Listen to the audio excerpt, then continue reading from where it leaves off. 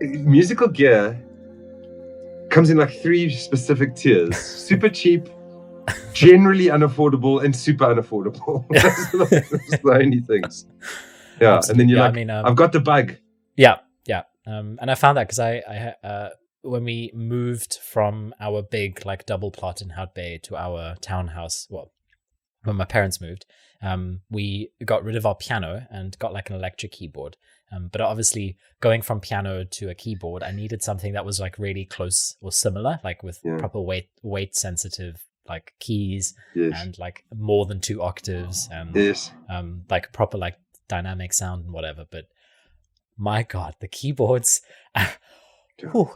I mean, when I first bought my first keyboard, which wasn't bad. It was a pretty good Casio, but that was, I mean, I don't know, maybe 3 or 4 grand. And now, I mean, that was 10 years ago. Now I go to the stores and it's like 15, 20, 25.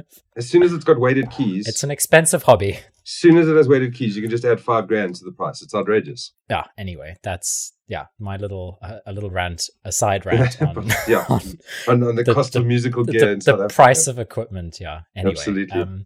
But cool. Peter, thanks so much for joining me on the podcast. It's really cool to finally have you. Yeah, thank you so much. It's nice to be here.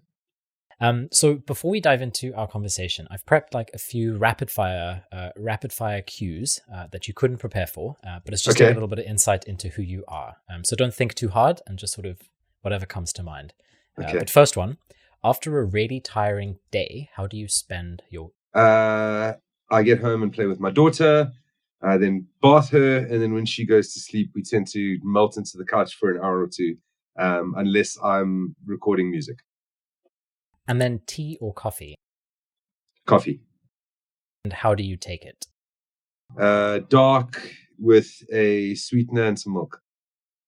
And then what's a really good book that you've read recently? Recently, I got back into the John Connolly, Charlie Parker series. But I also am busy reading the Mary Trump book, which 3 chapters in proves to be quite interesting. Sounds interesting. I think I should add that to my list, actually. Yeah. And then what is something you wish existed but doesn't? Teleportation or hoverboards. It makes me think of those. I think it's like water jet propelled things, and that's like the closest thing to hovering above land. That's very cool. Cool. And then, what is something you're glad you said no to recently, and why? That's a good question. I don't say I no to a lot of things.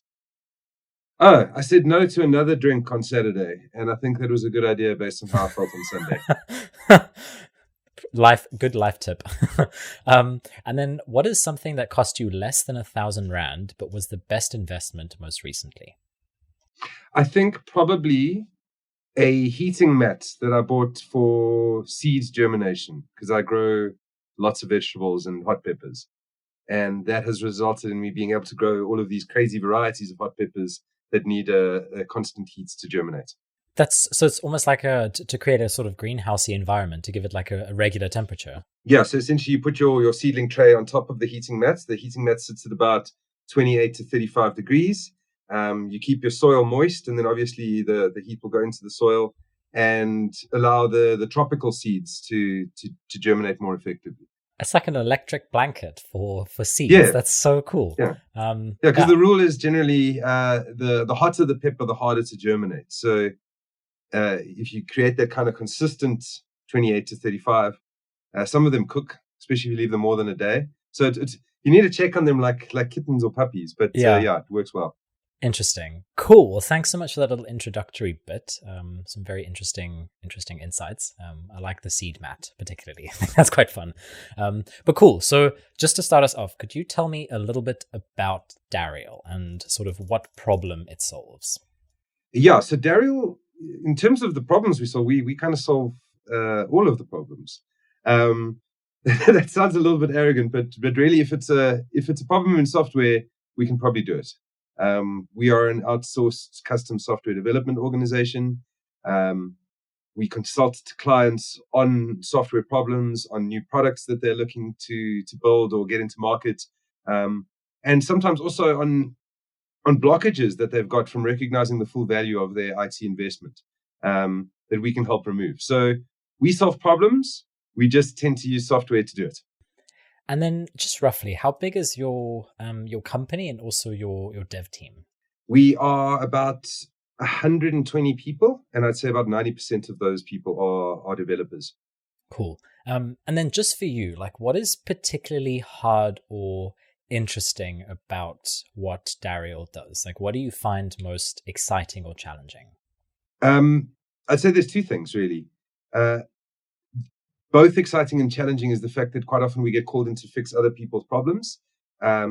So there you're dealing with really risk-averse clients. They've kind of been bitten once, so they don't want to be they want to be twice shy with you.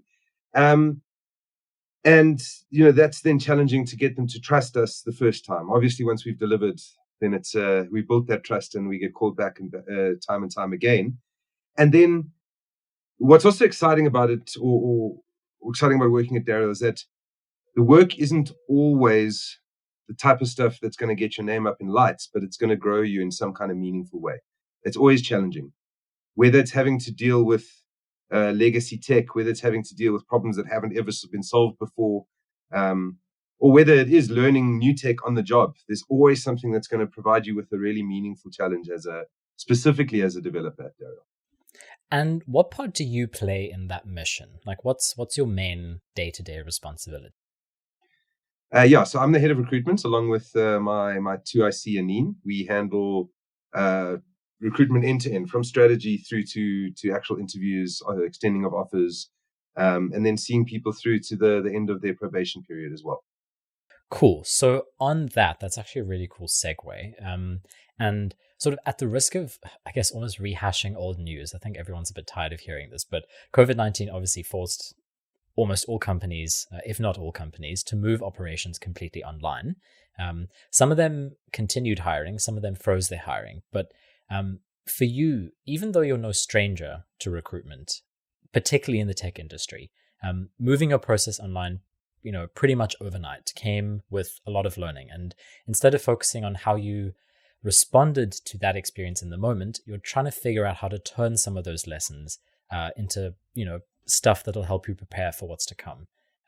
Especially in this, tech recruitment, remote hybrid world, whatever it looks like in the next few months. Yes. But just before diving deep into the effects that going remote had, I just want to understand how it impacted the way you think about your role in recruitment. So, like, how would you say your role changed once COVID-19 hit and, I guess, workforces went remote? Okay. So my role specifically, I don't think changed as much as I had expected it to. But I think that is because we were kind of already gearing up to have a more automated, slicker kind of process before the pandemic.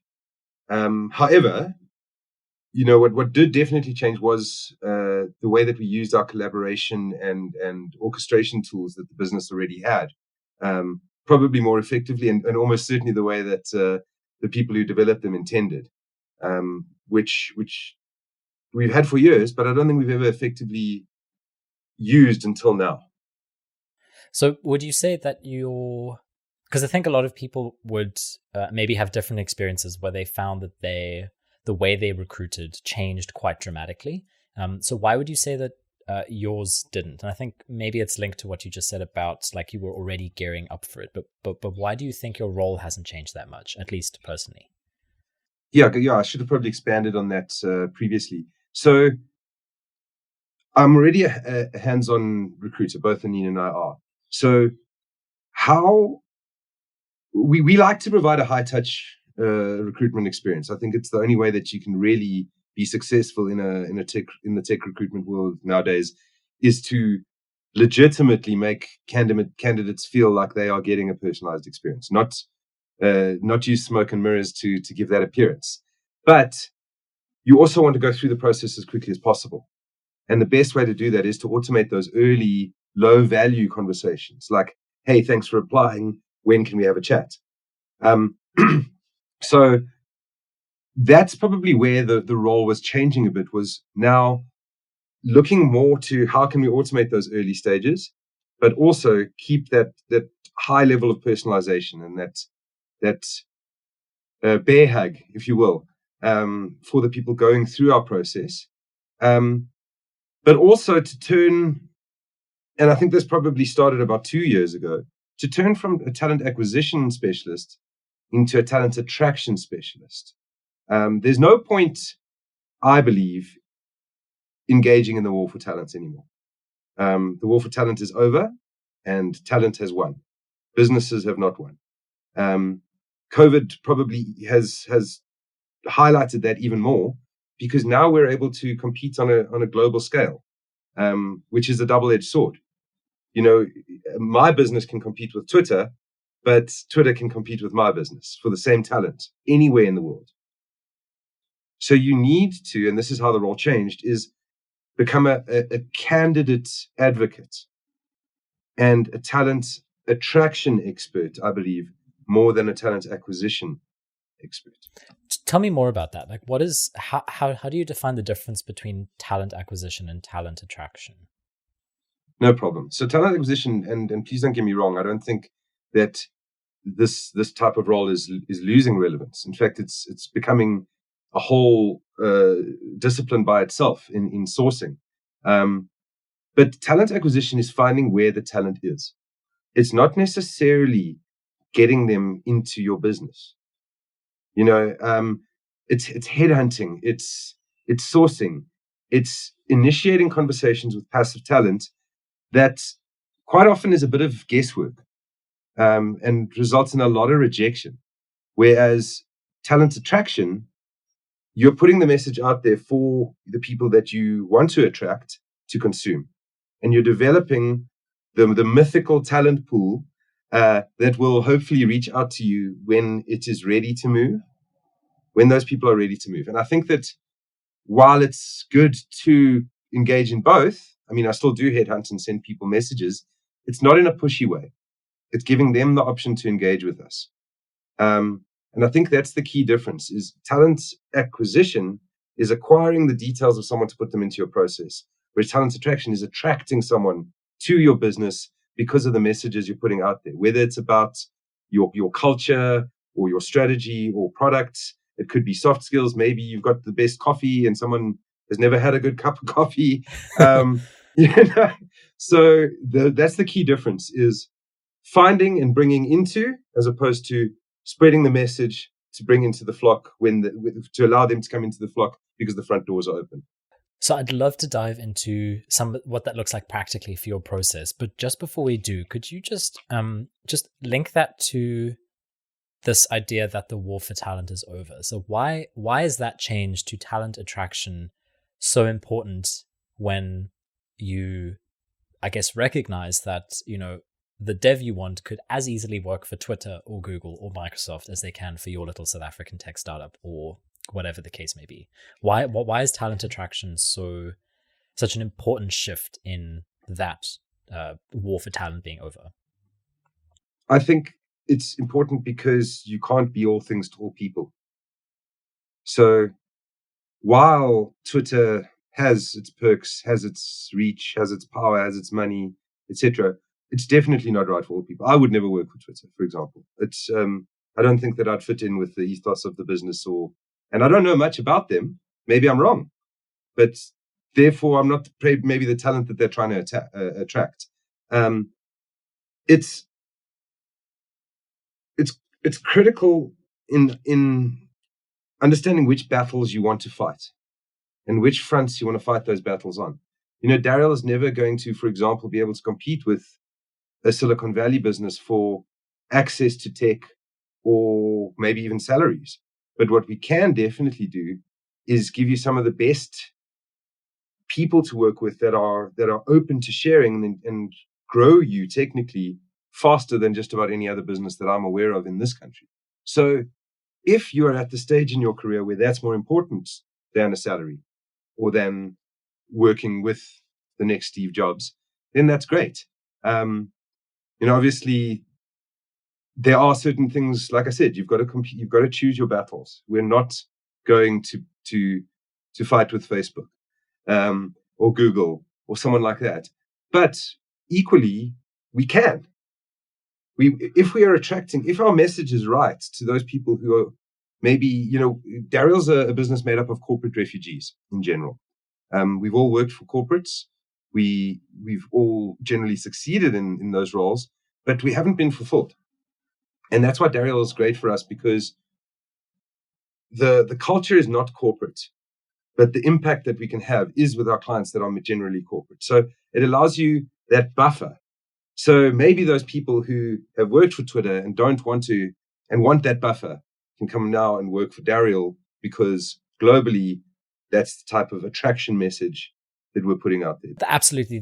The key word there, I think, is your company's message. And we'll dive into that now, because I've been having this discussion with a lot of tech recruiters and tech sources like you. And the point that seems to be coming up again and again is, sure, your salary might not be able to compare to like a US salary in Google. Fine. That's a fact, but that doesn't mean that your opportunities to hire great tech talent are any fewer or any less than a Twitter or any of these big tech companies. And it really comes down to, and you highlighted it just now as well, it's like, what message are you sending as a company?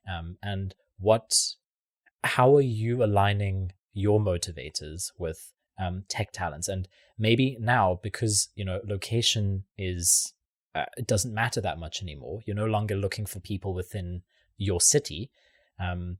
You actually have to be a bit more intentional about distilling that message and being able to really align that with someone you want to hire. And, I think and we'll get into this now as well, but this high touch relationship is a key point there, because that actually lets you figure out, what does this person want on a day to day? Not just what perks do they want, what stack do they want to work on? Like, what do they want on a day to day? And I think that key point there is that, like, what message do you send as a company? But we'll dive into that more practically now. So, like, with this move to or the shift in thinking to focusing more on talent attraction, which parts of your hiring process have been most impacted or have needed the most tweaking, if any? I think our actual technical interview. We actually flipped the whole process on its head at the beginning of COVID. It was something that I was thinking about for a while, but the penny really dropped when I was speaking to some friends who are not in the tech industry and are either engaged in the process of looking for a new job or hire people, or was in some way affected in a hiring process. And it made me realize that so few companies have a process that is human. For example, once I heard this, I went and go and applied for 20 or so jobs just to see, how does it feel to be a candidate? And it's very robotic. About 2-3 days after an application, you can expect a kind of generic response. You follow a link, and then maybe you'll speak to a human. But some of those processes, you have to repeat your information. You have to input it 2 or 3 times, and it's really tough. So the penny drop for me is that, why are we still doing this? We want to hire people. Everyone wants to hire a person that has the ability to output at the need that we have now, but also to obviously multiply. So why don't we look at the person first? Because we know that if a person is a culture fit, they're going to perform better. They're going to have a better time. So we immediately then, from our screening interview, do our culture fit interview. It's actually a values fit interview, which we've realized, because you don't want a homogenous culture. You want a diverse culture. You want people who are going to have different ways of thinking, different ideas. So if you look for a culture add and a values fit, that person is almost certainly, if they've got the technical ability, going to be more successful than someone who's not a fit. So we did that first, is we do the values fit interview as the first kind of official step in the process. Then what we changed was our technical interview. It was normally quite intense, involving 2 of our senior developers meeting with the candidate for about 2 to 2.5 hours in person. Obviously, we couldn't meet in person. That resulted in actually being way more efficient, because now everyone is actually using the tools that are available to us to show when they're available for interviews. They're looking at those tools every single day. as opposed to being focused purely on the delivery, which they were before, and we would have to chase them up. And it also allows the candidates to interview from anywhere. They don't need to travel from wherever they're living or working to see Dariel. Although we do want them to do that at the end of the process, because it cements the whole cultural and values proposition that we're getting across to them. So the big change was still, again, on the technical interview, allowing things to be booked within a day rather than 2 or 3 days, allowing the interviews to happen still that same week, within 2 or 3 days of the screening interview, all the way through to our technical interview. And that, a lower time to hire is better for Dariel in general, but it's also great for the candidate because you feel like the process is moving. It might be too quick for some people, but then you just have to deal with that fear of change. I think, so the technical interview one is interesting because I've heard this murmur from some people that having technical interviews be online is like, from a recruitment point of view, is like scary because you don't know if they're like being completely honest about the technical interview. You don't know if, or you can't see them working through a problem in person, so you don't have a good idea of how they physically manifest like stress or challenges. So a lot of people are still quite uneasy with that. I don't know if you have any thoughts on like having it like the value, I mean, over and above time to hire, which is an obvious like win. Like the value of having it online. I don't know if there are any benefits. There's the initial benefit of the code share and the co-programming interview. So there are a lot of tools now that are for free that you're able to whiteboard in collaboration with the candidate in real time, see how they code. So I think that those people who are interviewing who are reticent about that maybe just need to try and explore it with some of their own technical people, because for me that's a non-issue. Surprisingly, that was the one that we thought was going to be the biggest issue. We experimented with a number of platforms, only to find that free plugins that can be added to our Microsoft Teams accounts were the easiest and best way to actually achieve the technical interviews remotely. Cool. I was going to ask what kind of tools you're using for that, but then I guess the main one is like the plugins that come with Microsoft Teams. Yeah, so I think it's CodeShare.io and Draw.io are the two other ones that we mainly use. And what we do is when we prep the candidate, we send them a mail and say, here are the tools. If you need to download them prior to the interview. Call us if there are any issues. And I think we've had a greater hit rate now on our technical interviews, probably mainly due to doing the values fit first. But we've had more people successfully pass our technical interview in these last few months than I think ever before from a ratio perspective. Why do you think that's the case? Because we're filtering out the people who are not a culture fit. Firstly, a values fit. So those people who may be technically brilliant, but no one wants to work with, are going to be filtered out in our step rather than in the technical interview step. Interesting. So at what point, what was the values fit interview something you did later on in the process previously, and then you moved after the technical interview? It's generally that kind of, in a traditional process, it would be the HR interview, the final kind of sign-off type. And it really doesn't make sense to have it so late, because why bother falling in love with someone's technical ability only to find out that you can't stand them in person? Yeah. And I think that's interesting as well. And I think you mentioned it earlier. I had a chat with the CEO of a Netherlands-based company called Fizzy, but he prefers to call it a culture ad as opposed to a culture fit, because as you said, you don't want a homogenous team. And there's elements of I guess being able to work together on a like fundamental level, but different values, different cultures are actually a great asset. So that's I like the way you phrased it there. But interestingly, like I think what has been a big, how to phrase this, or like what have those changes required from your team? Like what is moving the values fit interview earlier and changing up the technical interview? What has that required from your team on a process or even I guess systems level? So I think I was quite fortunate that my team had a very, very good year last year. And as a result, we got a lot of credit, if I can put it that way, with management and the executives at Dariel.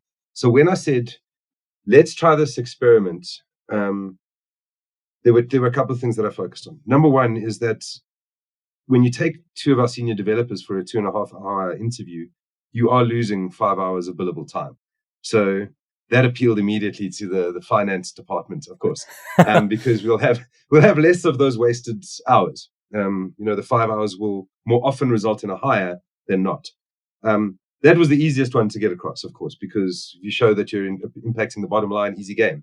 The other thing was that we then, for the values, fit, and culture ad interview, we don't use billable resources. We use people like me, like our HR manager, like our sales team. So it's half an hour to determine, are you able to work with the management team at Dariel? So essentially, are we able to manage you effectively and grow you and look for any red flags? Because we've been doing this, I've been at Dariel now for 3 years. We know what the Dariel DNA is. So if someone's got the Dariel DNA, if the putty is there, as our CTO says, we're probably going to be a lot more lenient in being willing to fill the gaps that someone will have when they join us. So not only are we going to be saving the business money from finding people who are able to work with us, but we know that if they do work with us, they will grow faster. They'll buy into the values of growth, the values of delivery. And it should, look, we've only had about 4 successful hires since then. But it should, over time, prove itself again and again and get a great return on investment from each of these engagements that we've had. So, I mean, does it sounds like the tech stack or the like hardcore skills on someone's resume is perhaps slightly less important with this values fit, like sort of being front loaded. Is that correct? Yes and no. I mean, the short answer is yes, because if you hire someone who's got the right, firstly, they're going to have to get through the technical interview anyway. So they're going to have a certain benchmark that they're going to have to reach. If someone reaches that benchmark, their mindset is such that they're definitely going to be able to fill their gaps more quickly. No, in that they still do need to reach that benchmark. Makes sense. The other thing I wanted to ask you, just from a personal note, like what has been most challenging about, or there's maybe 2 parts to this, might be interesting. What has been most challenging about doing a values fit interview over Zoom or Microsoft Teams? And what has been like an unexpected benefit from that?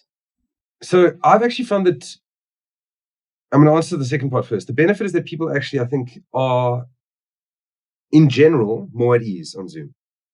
I think specifically devs are used to engaging via video conference or text. So I've personally found that I think people are more or less guarded. The challenges have been when we've had the normal technical issues like signal strength, so you can't use the camera. That's, you may as well cancel the interview because you can't see the person's body language. They say what over 70% of our communication is non-verbal. So that's the big challenge, is you can't see if someone's fidgeting. You can't see the micro expressions that maybe trigger your subconscious. So there is that challenge of the disconnect from the real person, but I do think that you can use strategies to disarm them and see the real person. I've always tried to get someone to laugh within the first 2 to 3 minutes of my interview, because then you know that they are disarmed. They're being themselves. That's a cool little piece of advice. I think that's I think that's great, because as you said, it changes the atmosphere pretty quickly. It's probably easier to do, as you said, over Zoom, because the minute you bring them into your office, it's like it's not home territory for them. So they immediately are a lot more guarded. Whereas over Zoom, you've already removed that barrier, and now it's just a case of saying, like, the only stranger to them is this person in front of them, which, as you said, like the social cues you can instigate or what's the word, like encourage, like laughter and stuff that helps. So that's really interesting. I like that idea a lot. But maybe a little bit of a random question. Is it like you tell a pun or like say a joke? Like what is your strategy? Yeah, so there's a couple of dad jokes that are like my go-tos, but you also, for example, today I had an interview this morning where it was meant to happen just before this, and I was worried that it would run over. So I messaged the candidate and said, "Hey, are we able to chat earlier? I'm available." And she said, "I'm Fred when you are." So I was like, "Oh, I'm not going to let that opportunity to go past." So as I said, "Hello, it's Fred speaking," and immediately disarmed from the first sentence. So maybe it requires, again, that empathy. You and I chatted about empathy before we started recording. You have to listen, not listen to reply. And if you're not listening to listen in a screening call or when you're screening or reading to listen when you're screening someone's CV, get out of recruitment. You're not doing the job. I want to jump on that point just to tie back to this thread you mentioned earlier about like, I'm going to get it so wrong, but you phrased it so nicely. It's like when you reach out to candidates, you're not so pushy. It's more like giving them the opportunity to engage. How does that look in your recruitment process? Like, I assume it's not a case of just messaging someone and saying, "Hey, we can interview if you want." So what is that? What does that actually look? So to hyper-personalize it requires a lot of work. I'm not gonna lie. Luckily, we're in the position as tech recruiters that everyone's in such high demand that it's a lot of noise, and you need to cut through the noise in order to get someone to engage with you. So, firstly, just don't send them a job spec, because most job specs are a list of requirements, not a list of benefits or giving them any kind of meat as to why they should work for this business. It says, you're a Java programmer, you're going to be working in Java, obviously.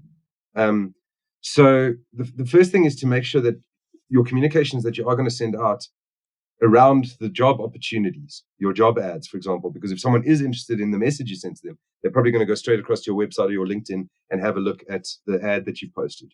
It should be a lot of what's in it for them, not so much what's in it for the business. Everyone knows that if you're hiring a stock controller, you're going to control stock.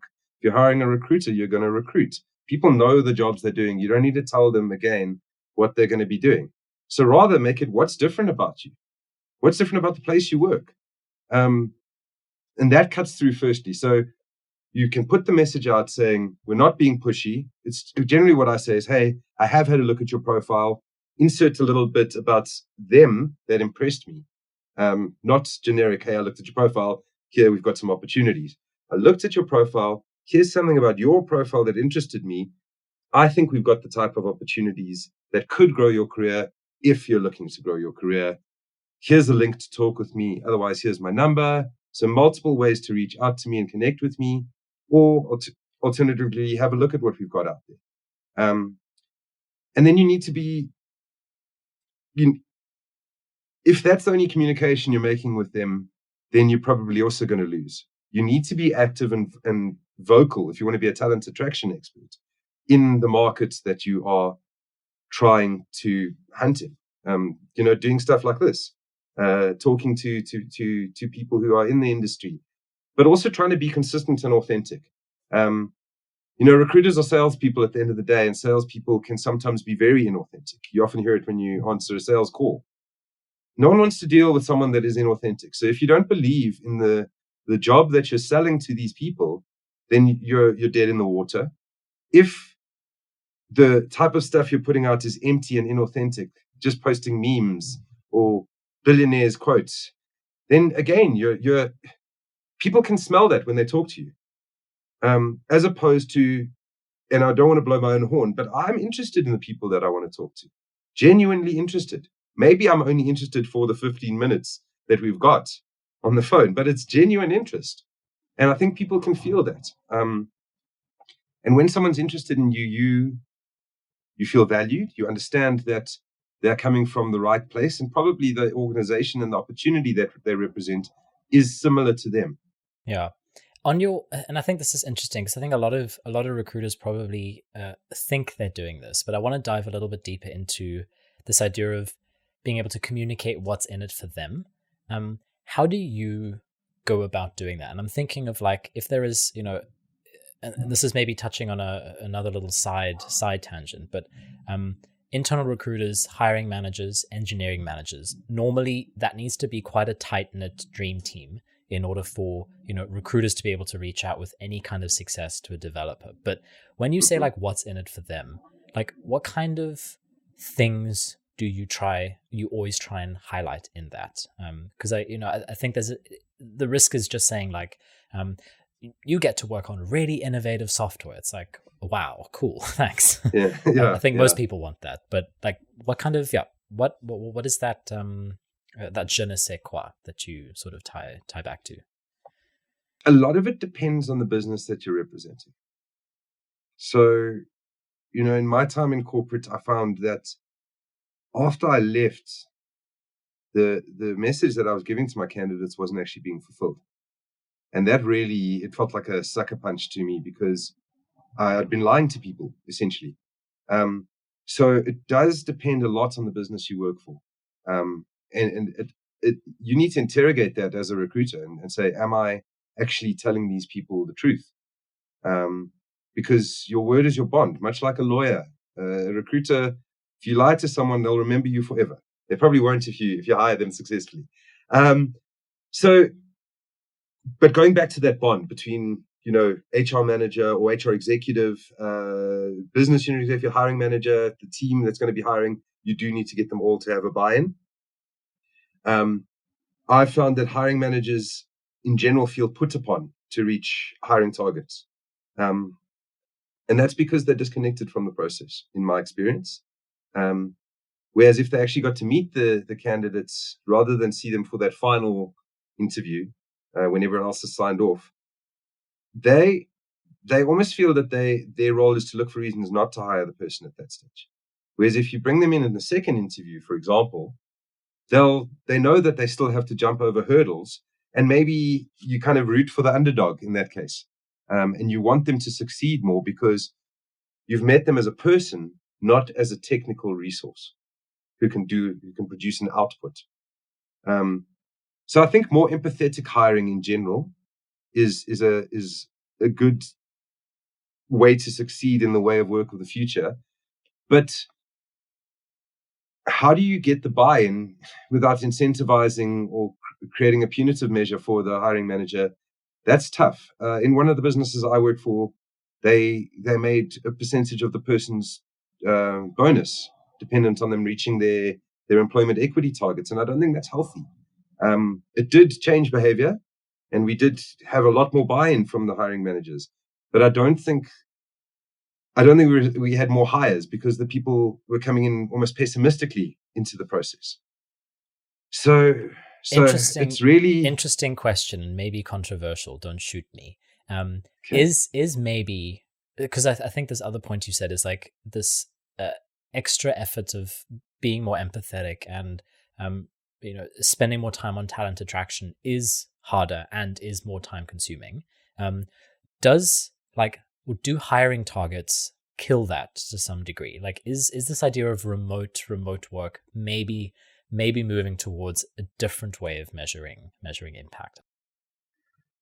I would love to say yes, but I'm also I'm not brave enough to say definitely.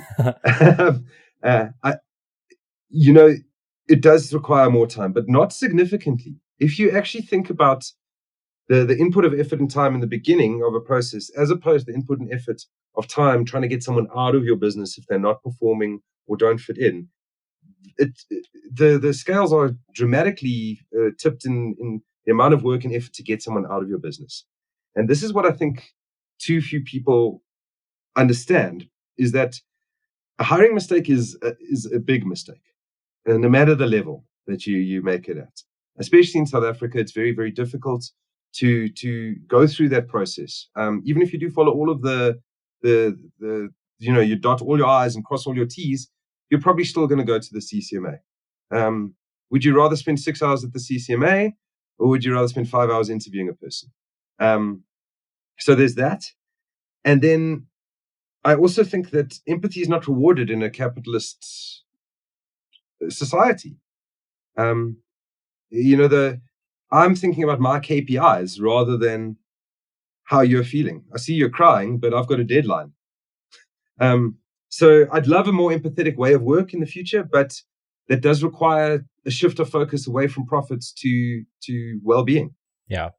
So, I mean, while we're on this train of looking forward, like, just give me an idea of how is Dariel thinking about remote hiring and remote teams going forward? We've got a couple of balls in the air, to be honest, Jamira, because we are a consulting organization. And prior to COVID, one of the big value adds was the ability for our clients to know that our people were there, not doing work, but generally to go and consult with. We're having this discussion, we're having this issue. You can walk down the passage and speak to Professor X, where we haven't had any issues with delivery, but I think that really high performance teams actually do better in the same space. That's my opinion. So while we have adopted a work from anywhere policy now, what the future looks like, I don't know. Maybe we'll see in 6 months' time that those people who've opened up a little bit earlier and had the teams on site have had more impactful delivery. So I'd love for us to open the floodgates and be able to hire people from anywhere. The fact is, we do have some core hours which we're expected to be available. So, people from the far eastern and western hemispheres are unlikely to work for Dariel because of they'll have no work-life balance.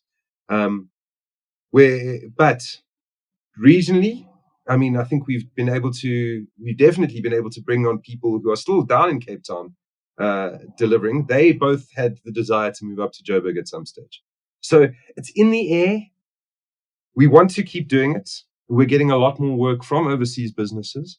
So I can't put a peg in the wall right now. Yeah. I can tell you that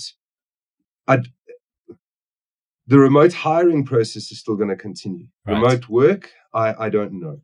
Interesting. Okay, so I think remote work is probably up in the air for most companies, and I think we still have to get much better at defining what we mean by, like, we want to work remotely. Because is that like fully? Is it 1 day a week? Is it whatever the case is? So I think that's totally understandable. On the remote hiring thing, though, like, why have you decided? What is your thinking behind keeping it remote? Why is that your decision? So there's a couple of reasons. One is we don't know, if this virus becomes seasonal, it's quite likely that work will have ebbs and flows of a lot of people in the office, a lot of people not in the office. So there's that. We may have to be remote. But also we've seen the advantage, firstly, just from the speeding up of the hiring process. And since we've started doing candidate feedback surveys, is that they appreciate the fact that it's a lot more flexible. They don't feel that they need to come into work on a Friday wearing a tie because they've actually got an interview at Dariel in the afternoon. So it removes a lot of stress, not only from my recruitment team in terms of wanting to move the process forward faster, but also from everyone involved. Because as a recruiter, you're a senior developer. You've got a lot going on. You can come in, see one invite. If that's not going to work for you, send one email, get an invite that works for you, rather than avoiding Peter's phone calls or WhatsApps for a couple of days. The candidates, you can interview from anywhere. You can ensure that there's no distractions. I just think that all of these conveniences are probably the best advantage of the remote hiring approach that we found so far, as well as the ability to then speak to people who are in different areas that we weren't maybe able to consider before. And then, based on your experience and what you're doing at Dariel, just out of curiosity, like, what are you seeing other companies do? It's interesting, actually. Just before we started, I saw an article on how our remote work is going to suck. And it's pretty much exactly the things that we spoke about, democratizing talents, breaking large companies, being based on purely your output rather than empathy. So what I am seeing is a reluctance for businesses to look outside of their geographies, funnily enough. But a very quick adoption into a remote hiring process. Many of them, from the feedback that I've got from my people, my friends that aren't in the IT industry, have adopted a lot more steps in their process, because I think that they feel that inability to connect with someone means you should do more work. And a lot of them are asking people to do significant amounts of work to prove that they have the output. So I've got a friend who's a writer, and he's produced a lot of content for people for free for absolutely nothing. Another developer told me that he was given a project that took 12 hours to do. That's a full day of work. That's unfair, in my opinion. If you're asking someone to dedicate an entire day of work, then you need to pay them for that entire day of work. So that's on the bad side of it, the good, the bad, and the ugly. That type of stuff, more checks, more balances, it dehumanizes the process, and you're probably not going to get people sitting through that entire process to the end. On the good side is the more human processes, where people have adopted those tools that allow you to engage quicker and faster. A lot of businesses have chatbots on their careers pages to answer those FAQs, and that's fantastic. You don't feel like you're speaking to a bot. You may know, but it's we're in a demand, a society where we want service now. And quite often we don't get good service. So if you can produce service now and good service that makes a person feel like a person, you're going to win.